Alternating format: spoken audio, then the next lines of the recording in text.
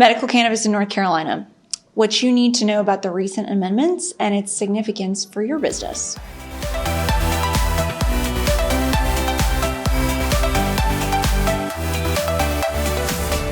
I'm Morgan Davis. I'm an attorney practicing cannabis and business in North Carolina. Let's talk about how to keep your business protected and thriving.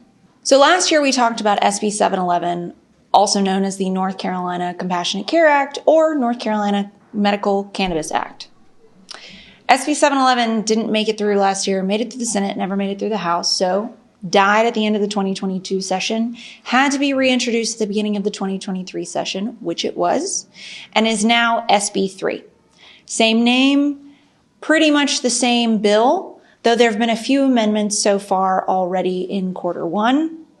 Today we're going to talk about those amendments and what it means for you.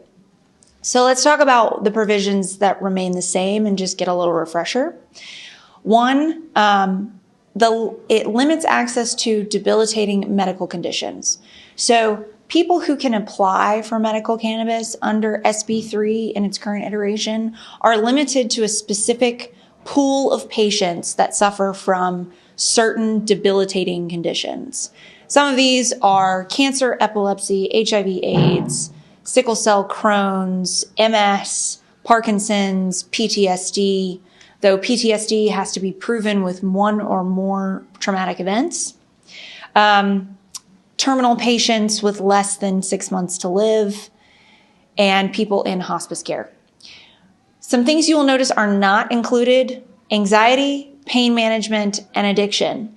These three categories of illnesses are not contemplated, and is part of one of the biggest issues that people have with SB 3 is that they are not considered as debilitating conditions. They also happen to be three of the main reasons that people use medical cannabis across the United States. The statute gives the North Carolina Department of Health and Human Services the authority to regulate. It also gives the Department of Health and Human Services the authority to choose the 20 applicants that will be referred to the commission that will hand out the 10 licenses.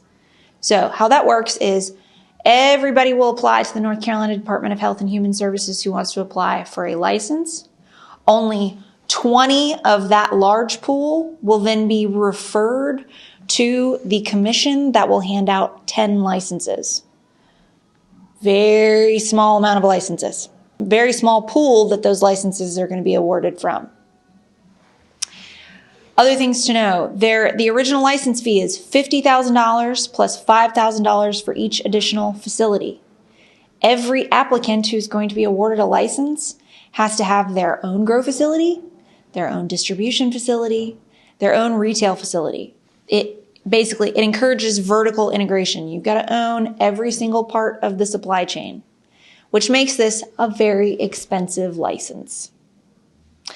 The license is only valid for 1 year. Does allow for home delivery, has zero social equity parts to it for the North Carolina Medical Cannabis Act. New amendments that we've seen already so far as it's making its way through the House in committees.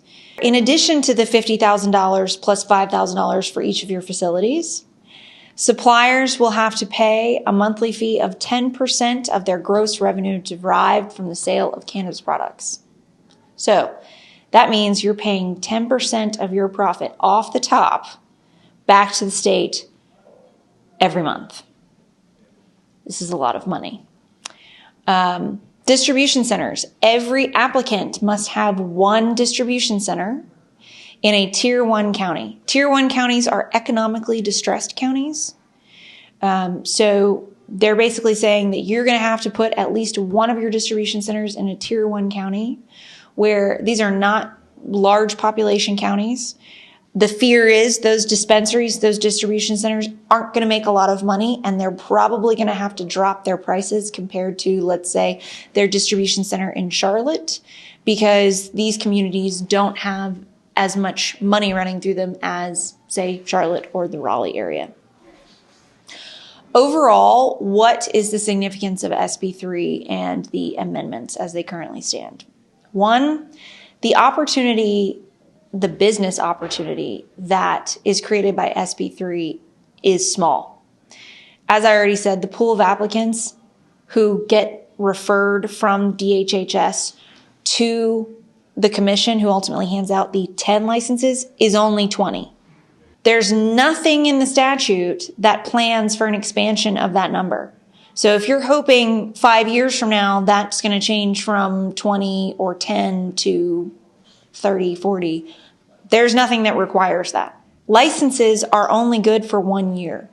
So you're going to spend a lot of money to get one of these licenses, and then you're going to have to do it all over again a year later, which means you need to be sure that when you get one of these licenses, you're going to keep it.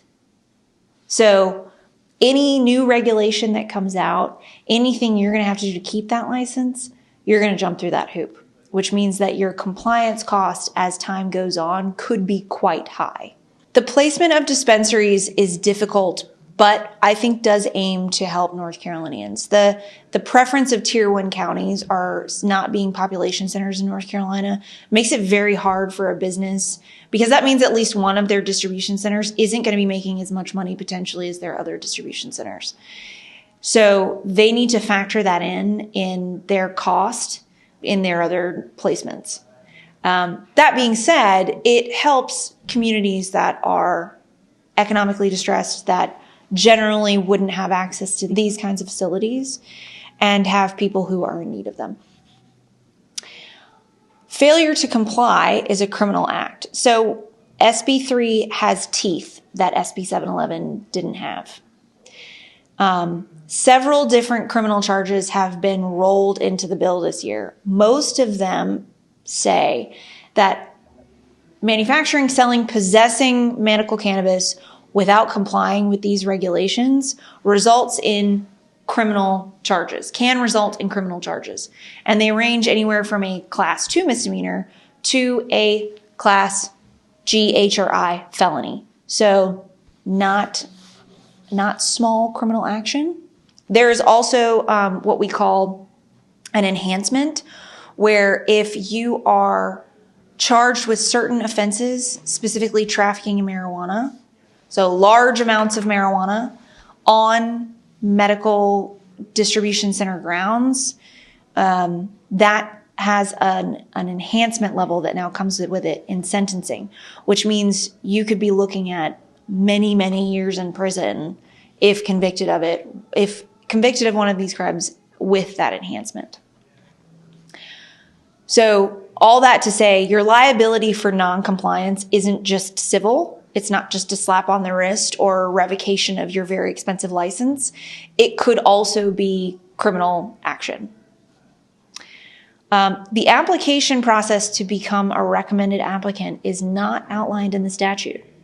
The authority of the Department of Health and Human Services to pick those 20 preferred applicants who then get referred to the commission and are eligible for the 10 licenses, that process is not outlined, and the authority is pretty much absolute. So the Department of Health and Human Services can come up with sort of any rubric they want to decide who's going to get those 20 preferred spots.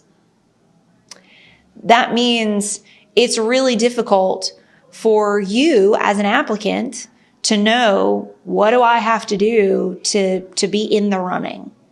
SB 3 has passed the Senate already and is moving through the House in committees. We anticipate some more amendments as it goes. We'll be watching and updating you along the way so that you know what those amendments are and how they're going to affect you.